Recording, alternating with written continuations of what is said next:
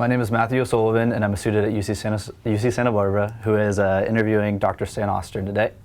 Dr. Ostern, who is the survivor who graciously shared his story with me, was born in 1935 in Stry, Poland. He was only 4 years of age when World War II broke out, and the changes that accompanied this war changed Stan's life forever. His well-to-do family quickly saw their fortunes reversed after his father was drafted into the Russian army and the rest of his family was forced into the Jewish ghetto in Stry, which had a population that had swelled to well over 20,000 people. As many of the Jews in the ghetto were forcibly deported to concentration camps and shooting fields, Dr. Ostern's uncle made the decision with the other members of the Jewish community to escape. Paying a man by the name of Starko to hide them and supply them food in a bunker, Dr. Ostern and his family fled the ghetto with his uncle, who was free to enter and exit as he was on the cleanup crew. After reaching the bunker, it was sealed over until the Soviet army liberated Stry over 2 years later. Living conditions in the bunker were horrendous, as food was scarce, no natural sunlight entered the area, rats were everywhere, and 35 people were cramped into a room fit for 12. There was a constant fear of detection, and as a child, Dr. Ostern was deprived of learning to read and write and even play. This nightmare was Stan's reality throughout the Holocaust. After liberation, Stan reunited with the surviving members of his family in Poland. Eventually, he and his parents were permitted to enter the United States in 1946, where Stan impressively caught up in his studies and eventually became a doctor. Later on, citizenship was granted to Stan and he became an Air Force Medical Corps member. Healing is an ongoing process for Stan and other Holocaust survivors. A major shock came in 2006 when he discovered a half-brother in Poland named Marek, about whom he had never known. This encounter is an example of one of the many questions that the Holocaust has left for Stan and other survivors to deal with the rest of their lives. A father and grandfather today, Dr. Ostern educates the youth in local schools about his life in the Holocaust. I greatly appreciate his willingness to speak with me, and learning his story has left me more aware and better educated. Thank you for joining me, Dr. Ostern. My first question for you is, describe childhood life in a bunker. What was it like? Well, the conditions were terrible, and I'll just show you what the bunker looked like. And this is a sketch of the bunker. Of course, it's not to scale, and basically it's a trapdoor. This is the house over it. Trapdoor opens up, and you go down a ladder. And to get into this bunker, we had to crawl actually under the wall. And Starko, who was living up here, would cover this. And we got into the bunker here, and we had these bunk beds, which actually this looks better than it was. We had to sleep head to toe, 2 people in each bunk because of this cramped space. And we had a water pump, which is an old-fashioned water pump, which made a lot of noise. And that was a water supply. And we had some stored food. And this is a bathroom, basically. It's a screen with, basically, it's a hole in the ground. So you can imagine spending 2 years underground with 35 people using this one cesspool. We also had gas lights, which made the place very hot.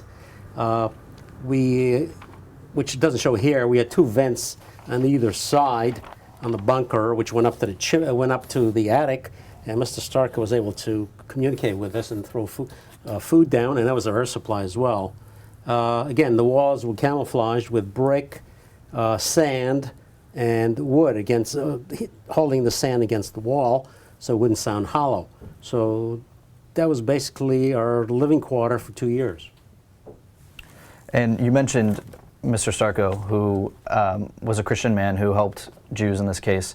And although the Holocaust was a time of unimaginable human cruelty, there are people like Mr. Starko who work to protect Jews even if their own lives are put at risk. What do these 2 conflicting sides of human nature mean to you today? Well, basically, the man that saved us, Starko, was a hero because he knew that he was caught, he would be shot. Not only would he be shot, his whole family would be shot. So putting himself in that situation is amazing that he did it, even though he was getting paid. But as we mentioned before, there was a Mr. Kalinowski who found out later, within about a year, that he was hiding Jews in the cellar, and he was willing, again, endangering his whole life and his whole family, to supply extra food for us.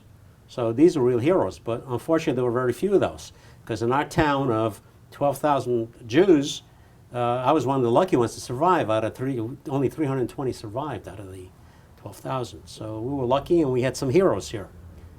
And these are amazing people, but most people just did nothing. They just stood by.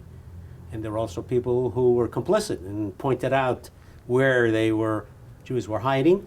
and they also operated the trains, the trucks. So again, these are heroes. Piggybacking on people being complicit with what was happening, most recently in the news, there's men such as Bishop Richard Williamson in the United Kingdom who have come out as open deniers of the Holocaust, saying it never happened, gas chambers were never used. How do you feel that this denialism detracts from the world recognition of the Holocaust and the tragedy that your family was forced to suffer? Of course, I know personally, I was there, and you've got people with numbers tattooed on their arms, and there are pictures of concentration camps and gas chambers, and I know my grandparents were taken to a concentration camp, and these people would just detract from what the history of the Holocaust is. And what I emphasize to the kids in school is that if you're not careful, you don't question authority, and things happen. And Hitler, don't forget, was elected by the Germans. So we don't want it to happen again. No. But how does it make you feel personally? Do you feel anger at these people for I feel very angry at these people, but you can't argue with them. So if they say, well, it didn't happen, I don't want to talk to you. It happened to me, period. I don't talk to them. Mm-hmm. As the years pass, fewer and fewer survivors remain to tell the world personally about what happened to them in the Holocaust and their experiences. Do you fear that someday, when no survivors remain, the world will begin to forget? Yes, of course. I'm one of the youngest survivors, and when we're gone, my generation is gone, the kids are going to be able to read it only in the books. And because these deniers they're going to be more deniers, saying, oh, what? Show me where the proof is. But I'm living proof that it did happen. And I was back there, so I know it happened. What can we, as Americans, do to ensure that the next generation of Americans and the world in general remembers this tragedy? Well, I think just what we're doing here is to publicize it and talk to the schools and tell the kids it did happen. I think just bringing it up to the present time, that's very important. And you've said in a previous interview that if you hate so much, it ties you up and you can't do anything.